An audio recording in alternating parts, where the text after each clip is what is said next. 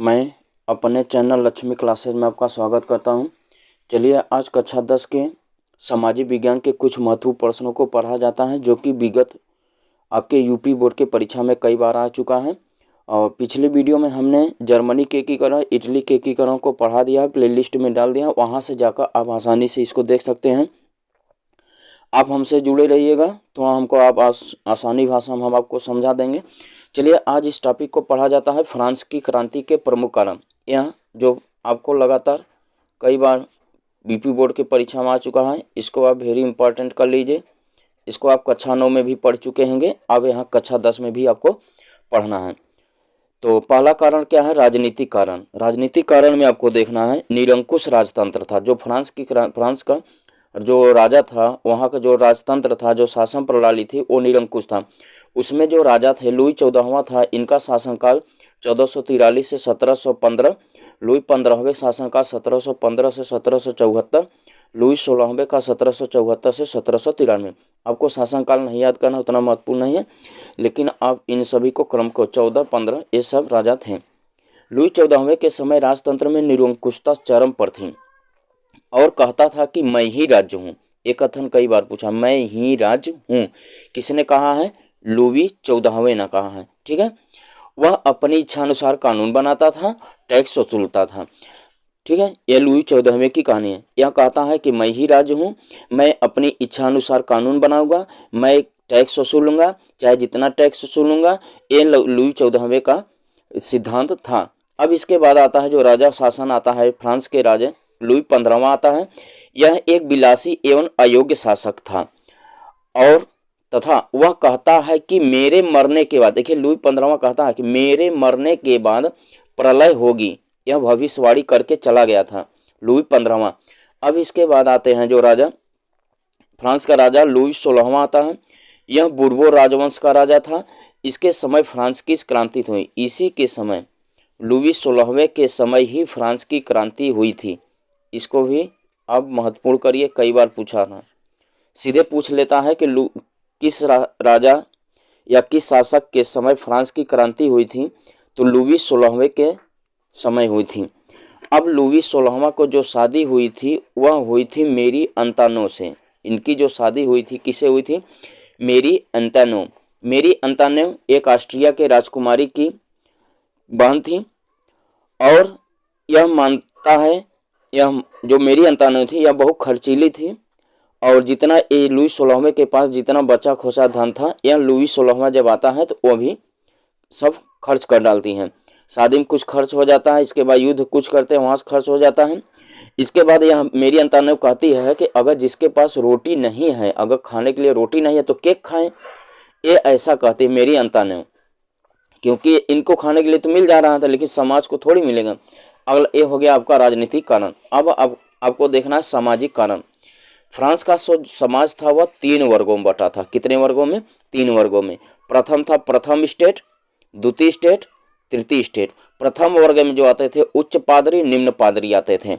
जैसे बड़का पंडित जी, छोटका पंडित जी आते हैं ना, कहते हैं ना बड़का पंडित जी है, छोटका पंडित जी।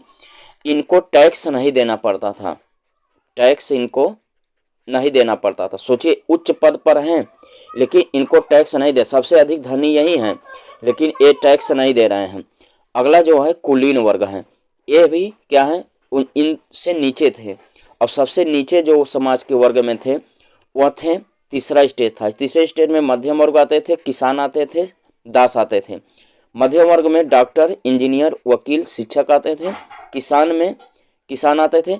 अब देखिए इनकी संख्या देखिए, प्रथम स्टेज में पादरी आते थे, इनकी संख्या मात्र 6% है समाज में, फ्रांस की क्रांतिक समाज में।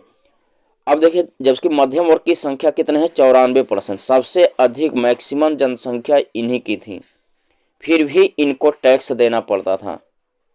ठीक है, और सबसे अधिक 80% किसान थे। ठीक है, इस तरह से आप समझ लीजिए, इसको फिर से देख लीजिए। राजनीतिक कारण में लुई 14वां के समय राजतंत्र में निरंकुशता चरम पर थी। लुई 14वां कहता है मैं ही राजा हूँ, अपनी इच्छा से कानून बनाता था, टैक्स वसूलता था। लुई 15वां विलासी योग्य शासक था। यह कहता है मरने के बाद प्रलय होगी। फिर लुई 16वां जो बूर्बो राजवंश का था, इसी के समय फ्रांस की क्रांति हुई थी। मेरी अंतानवे से इसकी शादी होती है। सामाजिक कारण में प्रथम स्टेट में उच्च पादरी, निम्न पादरी, कुलीन वर्ग, मध्यम वर्ग, किसान, ये सभी थे। ठीक है, अगला देखिए, जो चर्च होते थे किसानों से टैक्स लेते थे। जो चर्च क्या होता है, जहाँ पर ईसाई धर्म के लोग पूजा करते हैं और किसानों से एक टाइट टैक्स लेते थे और यह 1/10 भाग लेते थे। ठीक है, अब इसके बाद अगला कारण आपको होता है दार्शनिकों की भूमिका। इसमें देखिए मॉन्टेस्क्यू, वोल्टेयर, रूसो, दिदरो, तुर्को आदि की भूमिका महत्वपूर्ण थी।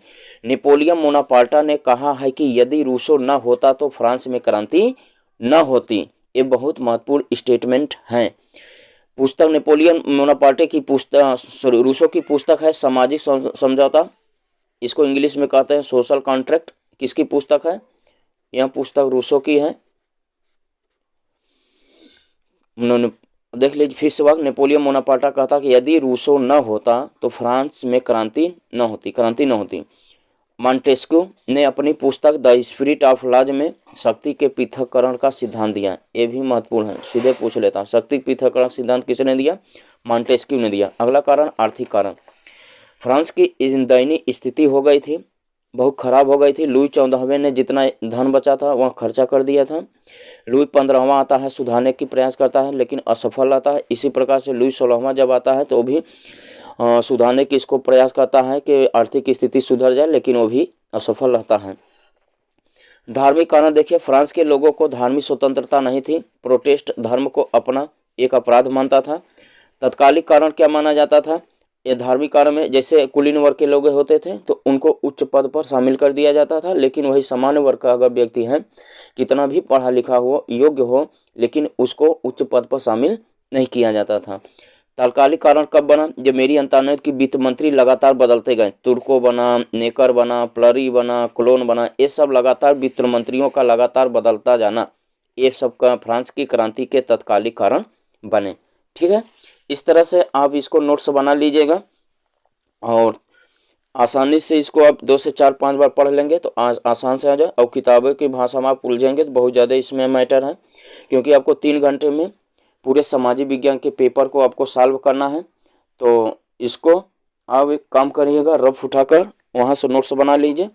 1 से 2 बार इसको आप क्या करिए, प्रयास कर लीजिए।